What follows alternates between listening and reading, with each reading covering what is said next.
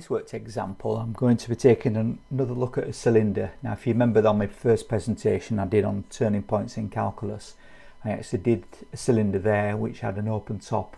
And the difference with this one, it's going to have a closed top. So it's going to have a top on it, in other words.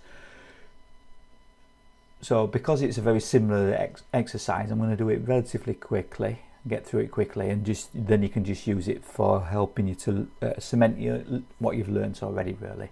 Cement the things you've learnt. Okay, so let's have a look. So we've got a drinks can made from aluminium which holds 330 millilitres of liquid. Aluminium is expensive, so we want to use as little of it as possible. So we're going to use turning points to calculate the ideal radius that uses the least amount of aluminium. So if you remember before, we had this situation where, just quickly do this, the shape would end up being like this if you plotted it. So that'd be the lowest radius against the area. Okay, so I'm just going to delete that, we don't need that, that's just an example to look back on.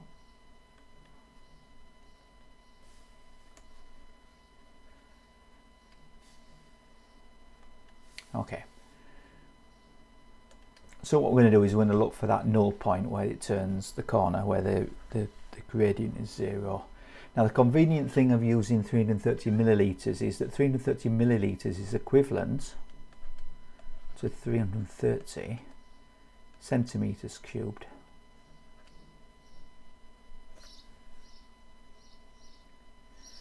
So what we need to do is work out the formulas we're going to use.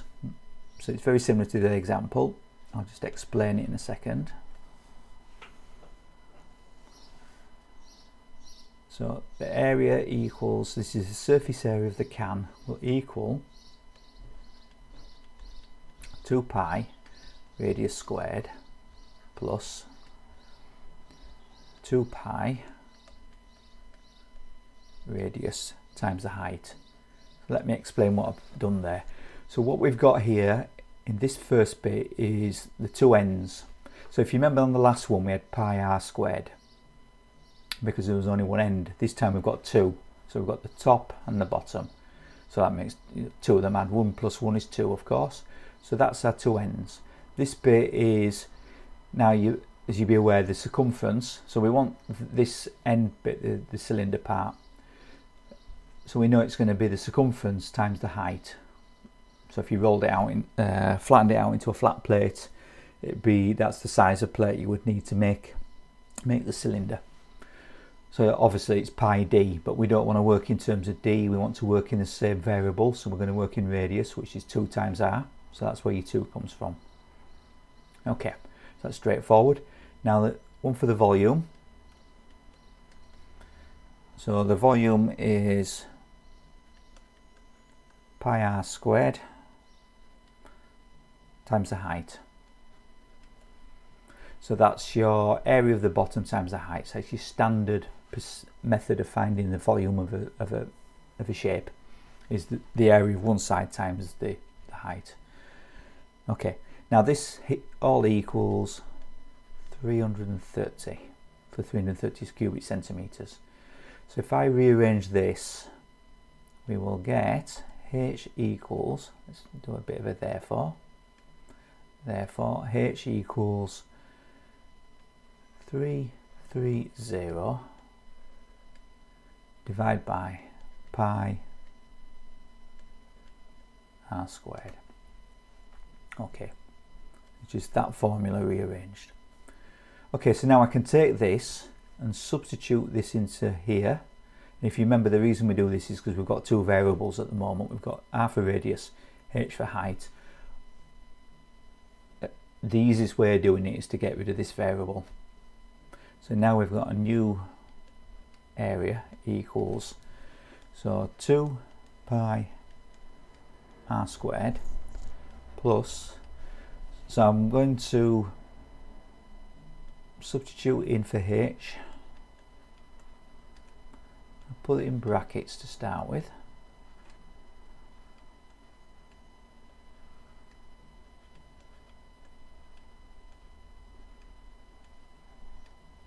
okay, Now if I tidy that up by multiplying that in, so I'm going to get 2 times 360 pi times pi on the top, so the pi's are going to cancel down. 1 radius on the top multiplied in, 2 on the bottom, so 1's going to cancel, so we'll then end up with this. 2 pi r squared plus 660 from the 2 times the 330 divided by, and it's just going to leave us with 1 r on the bottom because that one's cancelled with that one, the double, and the pi's have cancelled. So if I rewrite that into a way that we can differentiate easier, because that's what we're going to do next, we've got 2 pi r squared plus 660, bring the r to the top, which makes it minus 1. Okay, just shuffle this up a little bit. Give ourselves some space. Okay, so we differentiate the area in relation to the radius. So that's going to be, bring the 2 down to the front, 4 pi r, and then this here is a minus 1, so the minus 1 is going to pop to the front, make it into a negative, so minus 660 r to the minus 2. Okay, so we need to know when we get this turning point, when if we plotted it, when we've got this turning point here, when it's a minima. Okay, so we need to make all this equal to 0. That's what the gradient is at that point there. Okay, so let's have a look. So we need to rearrange it. So obviously for that minus that to equal that, and that must be equal to one another. So we can rewrite this as 4 pi r equals 660, and I'm going to move this down to the bottom like this, so it's easy to rearrange. So now we want to make it in terms of r.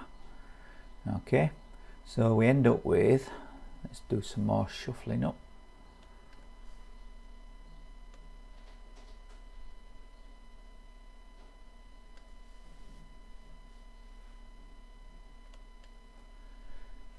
So if I rearrange this, I'm going to get r to the 3 will equal 660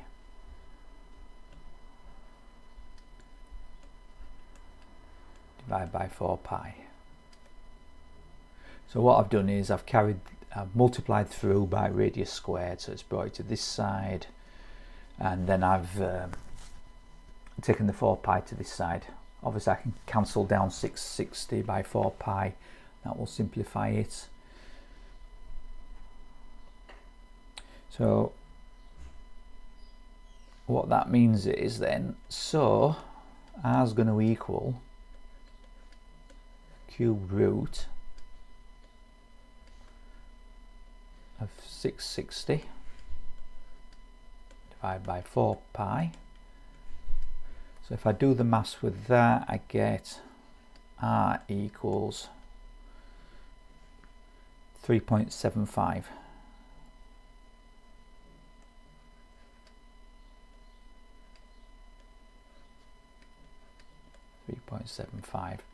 So that is this turning point here.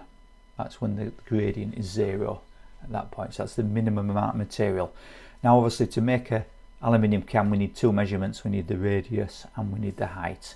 So how do we find the height? It's quite easy. We take this number 3.75. I'll just scroll up a little bit to show you. Put it into, where's my formula gone for h? There. So I'm going to put it into this one here. Just change the colour. So we substitute it into there. So r equals 3.75 So therefore, if I put that in, substitute it in, do the maths, I get h equals 7.47, and that'll be in centimetres, which is what I missed on the other bit, by the way. So that's centimetres, and if I just scroll up, get back to where we were, so this would be in centimetres as well. Let's put my pen back on. Okay, so that's it done, practically done. There's just one thing, we need to test it in the sense of, is this a minima or a maxima? So is this, it's not the other way up, in other words, it's not like that. Okay, it's this shape, it's a U shape. So the best way of doing it, if you remember I said there's a couple of ways of doing it, you can move to the left and see if you get a gradient that's a negative, move to the right, substitute it into our equation here. See if we get a negative on the left and a positive on the right, which makes it a minima. If we'd got a positive on the left and a negative on the right, that would make it maxima. But there's another way of doing it, and that's just to differentiate again. So that's what we're going to do. So if we differentiate our result again, we will get, so 4 pi r. So if you remember what I said previously, we don't really care what the number it gives us, we only care what the sign is in front of that number. So is it a negative or a positive? And if it's a negative, it means it's a maxima. If it's a positive, it's a minima. I think I got that right way around, didn't I? If you get a negative number in your result, then it means it's a maxima. If you get a positive number, it means it's a minima. So we're hoping to get a negative, a positive number. So let's have a look, what have we got? So if we differentiate this again, 4 pi r just gives us 4 pi. And then the minus, so it's minus, and then it's going to be a minus, it's going to become a positive. So it'll be 660 r, and then it's minus 3. Okay, so this is a plus number, add a plus number is going to give us a plus number, a positive number. Okay, so therefore it's going to be a minima. Okay, so we've tested it. So it's this U shape, not that shape, and that's that confirms it. So as you can see, that's quite easy to do once you get the hang of them. And you can practice these all day long if you want. So you can just make up your own numbers, your own size, just make up your own fluid amount in the can, and off you go. Obviously, just one thing to add on an engineering point of view, this just gives us a typical cylinder of that shape. Doesn't take into account the pressure. If it was a fizzy drink, it would have to withstand pressure.